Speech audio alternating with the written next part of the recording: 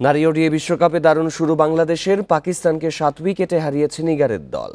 Pacer মারুফার পর স্পিনারদের নৈপুণ্যে Pakistan all out হয় মাত্র 129 রানে।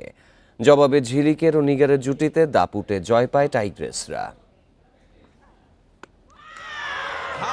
টস জিতে বাংলাদেশকে বোলিং দিয়ে বিপদে পাকিস্তান। কলম্বোয় পেসার মারুফার দুর্দান্ত বোলিং। প্রথম ওভারেই শেষ 2 বলে দুর্বোধ্য ইনসুইং। উমাইয়া সিদ্রা দুজনেই পরাস্ত। স্টাম্প ভেঙে মারুফার উদযাপন। জোড়া শূন্যতে চাপে প্রতিপক্ষ। ধাক্কা সামলে মুনিবা রামিনের 42 রানের জুটি পাকিস্তান ইনিংসের সেরা। পাওয়ার প্লে পার হতেই 2 সেট ব্যাটারকে ফিরিয়ে মোমেন্টাম দেন নাহিদা। রামিনের 23, মুনিবা আউট 17 করে। এরপর কোনো জুটি জমতে দেয়নি টাইগ্রেসরা। উইকেট শিকারে যুক্ত হন রাবেয়া ফাহিমা। আর পাকিস্তানের লেজ গুটিয়ে দেন স্বর্ণা। 38 ওভার 3 বল টিকে অল আউট 129 রানে। মাত্র 5 রানে স্বর্ণার 3 উইকেট শিকার। সহজ টার্গেটে ডট বলের চাপে ফারজানার পতন। 17 বল খেলে 2 রানে বিদায়। শারমিনের মন্থর ইনিংস থামে 10 রানে। দ্রুত 2 উইকেট হারানোয় শঙ্কা জাগে।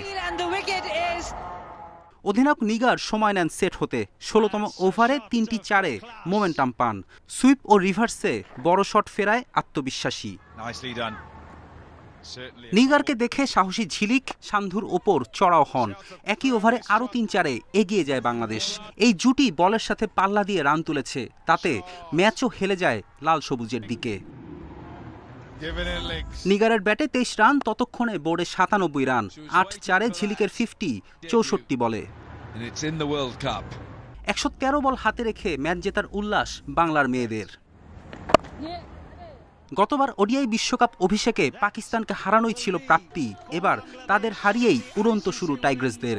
পরবর্তী ম্যাচ গৌহাটিতে 7 অক্টোবর, প্রতিপক্ষ ইংল্যান্ড।